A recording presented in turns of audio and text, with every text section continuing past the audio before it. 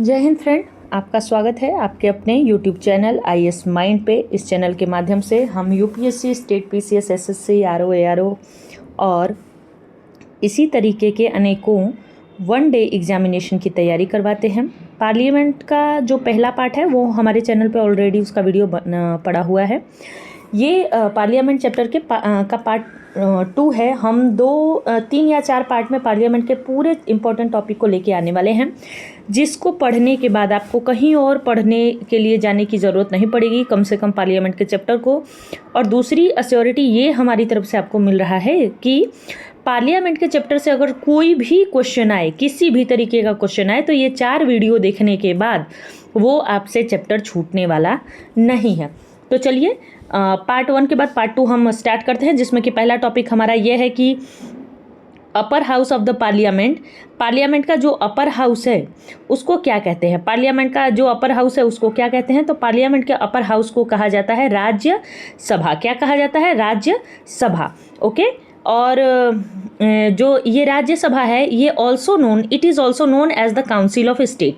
राज्यसभा जो है वो काउंसिल ऑफ स्टेट के नाम से भी जानी जाती है। नेक्स्ट जो पॉइंट है उसमें ये बताया गया है कि मैक्सिमम स्ट्रेंथ ऑफ राज्यसभा की मैक्सिमम स्ट्रेंथ कितनी फिक्स की गई है?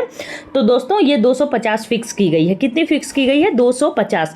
और ये याद रखिए कि इसका हर एक लाइन इंपॉर्टेंट है। अकॉर्डिंग टू द आर्टिकल 80 किससे रिलेटेड है? तो पहले पार्लियामेंट से रिलेटेड है, दूसरा राज्यसभा से रिलेटेड है। तो पार्लियामेंट तो याद ही रखना है, और राज्यसभा अगर आप याद रखें तो बेहतर होगा, अगर बहुत डीप क्वेश्चन आ गया तो। According to Article 80, Rajya Sabha consists of 238 members from the state and union territory, and 12 other members are nominated by the president from amongst the person having special knowledge and practical experiences in the field of literature, science art and social services. तो इसमें ये बताया गया है कि जो हमारी राज्यसभा है, जिसमें आर्टिकल 80 के हिसाब से पूरे टोटल 250 सीट फिक्स की गई है, उसमें 238 जो मेंबर हैं, इसमें 238 जो मेंबर हैं वो चुने जाते हैं स्टेट से और यूनियन टेरिटरी से, यूटीज से। और जो 12 मेंबर बचते हैं उनको कौन नॉमिनेट करता है? तो उनको नॉमिनेट करता है हमारा प्रेसिडेंट। किस बेस पे नॉमिनेट करता है दोस्तों? तो उसका बेस ये होता है कि वो पर्सन कोई स्पेशल नॉलेज रखता है, या तो कोई प्रैक्टिकल एक्सपीरियंसेस रखता है literature, science, art and social service के फील्ड में। Representative of each state shall be elected by the elected member of the Legislative Assembly of the state in accordance with the symbol of proportional representation by means of single transferable vote। तो इसमें यही बात बताई गई है कि इसमें बताया गया है कि रिप्रेजेंटेटिव ऑफ ईच स्टेट, जो हर स्टेट के रिप्रेजेंटेटिव होते हैं, वो इलेक्टेड कैसे किए जाते हैं? वो कैसे चुने जाते हैं? वो इलेक्ट किए जाते हैं by the elected member of the legislative assembly of the state in accordance with the system of proportional representation by means of single transferable vote. देखो, इसमें समझने वाली यही बात है कि जो राज्यसभा के मेंबर होते हैं ना, उनको इलेक्ट किया जाता है किसके द्वारा? उनको इलेक्ट किया जाता है इलेक्टेड मेंबर के द्वारा, लेजिस्लेटिव असेंबली के इलेक्टेड मेंबर के द्वारा। और जो सिस्टम होता है उसमें होता है सिंगल ट्रांसफरेबल वोट। चलिए आगे देखते हैं। आगे वाला पॉइंट ये है कि only 3 union territory Delhi, Pondicherry and Jammu and Kashmir out of 8 have representative in Rajya Sabha. Very very important topic है। यही लाइन सीधे दे देगा और आप कंफ्यूज हो जाएंगे कि भाई किसके राज्यसभा में कौन कौन से यूनियन टेरिटरी के रिप्रेजेंटेटिव हैं। तो ये हमारी सिर्फ और सिर्फ दिल्ली है, पौंडीचेरी है और जम्मू और कश्मीर है। नेक्स्ट पॉइंट है Rajya Sabha is the permanent house. Very very important point है कि Rajya Sabha is the permanent house. अच्छा, लोकसभा क्या परमानेंट हाउस है क्या? तो नहीं, लोकसभा परमानेंट हाउस नहीं है। हेंस इट इज़ नॉट, मतलब वो परमानेंट हाउस है तो ये सब्जेक्ट नहीं है डिसोल्यूशन का, राज्यसभा को डिसोल्यूट नहीं किया जा सकता है। थर्ड पॉइंट जो हमारे पास आता है दोस्तों, नेक्स्ट पॉइंट जो हमारे पास आता है उसमें पूछा गया है, उसमें बताया गया है 1/3 member of the Rajya Sabha, 1/3 member of the Rajya Sabha retire at the end of every second year. 1/3 member जो राज्यसभा के होते हैं वो रिटायर किए जाते हैं हर 2 साल पे। Term of its member are 6 year. Rajya Sabha का जो टेन्योर होता है वो कितना होता है, वो 6 साल का होता है। Person to be elected as the member of Rajya Sabha must fulfil 2 criteria. जो पर्सन होते हैं राज्यसभा मेंबर के, वो 2 क्राइटेरिया को फुल करते हैं, तभी वो राज्यसभा के मेंबर हो सकता है। पहला, सिटीजन ऑफ इंडिया, भारत के नागरिक होने चाहिए, and not be less than 30 year of age, और एज जो है उनकी वो 30 ईयर से कम नहीं होनी चाहिए। जैसा हमने पिछले वीडियो में पढ़ा है कि जो लोकसभा है उसके मेंबर की एज 25 से कम नहीं होनी चाहिए, उसी तरह राज्यसभा के मेंबर की एज 30 से कम नहीं होनी चाहिए। Vice president of India is ex office को chairman of the council of state और upper house of the parliament. जो हमारा वाइस प्रेसिडेंट होता है ना, वाइस प्रेसिडेंट जो हमारा होता है वही एक्स ऑफिस को चेयरमैन होता है हमारे राज्यसभा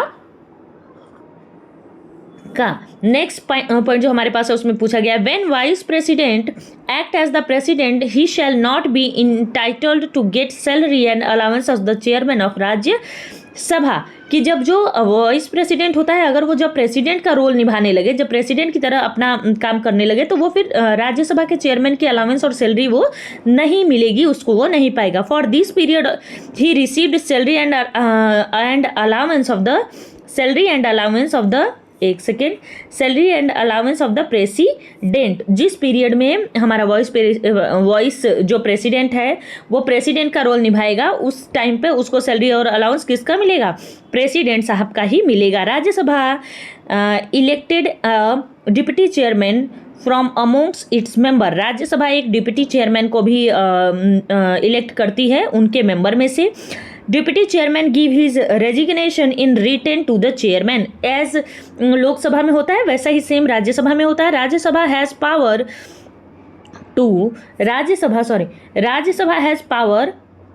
क्या हो रहा है ये, एक सेकेंड। राज्यसभा हैज़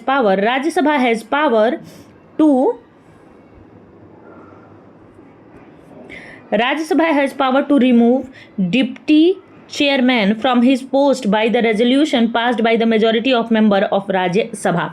सेम ऐसा ही है जैसे लोकसभा के डिप्टी चेयरमैन को रिजोल्यूशन पास करके उनको हटाया जा सकता है, वैसा राज्यसभा के चेयरमैन को भी 1/3 मेजोरिटी से एक रेजोल्यूशन पास करके उनको उनकी पोस्ट से हटाया जा सकता है। नेक्स्ट है, when the post of chairman is vacant deputy chairman will perform the duty of the chairman. तो डिप्टी चेयरमैन का काम ही यही रहता है कि जब वैकेंट रहे चेयरमैन का पोस्ट तो वो इस पोस्ट की को अच्छी तरीके से इसकी रिस्पॉन्सिबिलिटी को निभाए। नेक्स्ट है, while presiding over the Rajya Sabha deputy chairman can't vote in general, he can only exercise a casting vote in case of tie, है ना। While presiding over the Rajya Sabha, Deputy Chairman can't vote in general. He can only exercise a casting vote in the tie. When the resolution to remove Vice President from his office is under consideration, he will not be presiding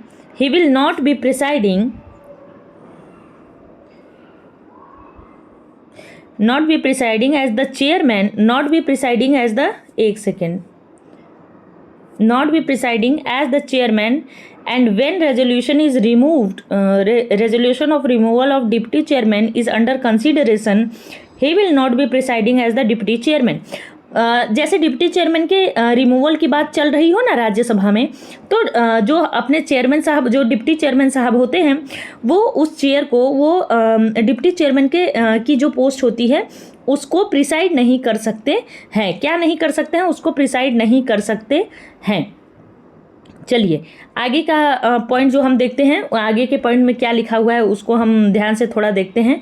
तो उसमें हम देखते हैं, the representation of the state in Rajya Sabha is given in the proportion to their proportion to their population. For the quorum, there must be the presence of the 1/10 of the total number of the member of Rajya Sabha.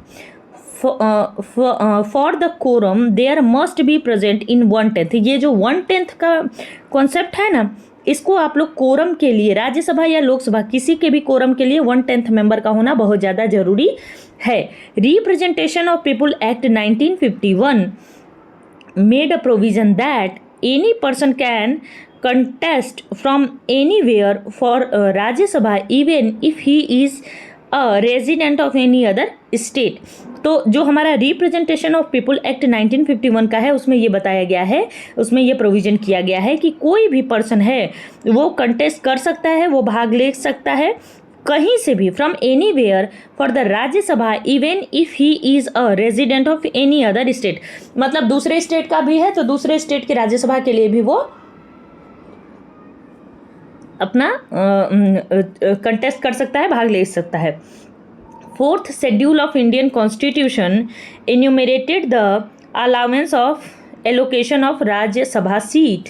तो जो ये 4th schedule है ना, हमारी constitution की 4th schedule है, ये राज्यसभा के सीट के बारे में बात करती है. ये बात आप लोग याद रख लीजिएगा बहुत ही अच्छे तरीके से कि जो राज्यसभा के सीट की बात कौन सा शेड्यूल करता है, तो वो करता है हमारा शेड्यूल 4th. नेक्स्ट जो पॉइंट है उसमें बताया गया है article 249 state that if Rajya Sabha pass a resolution with 1/3 majority, Parliament can make law in national interest regarding the subject of state list.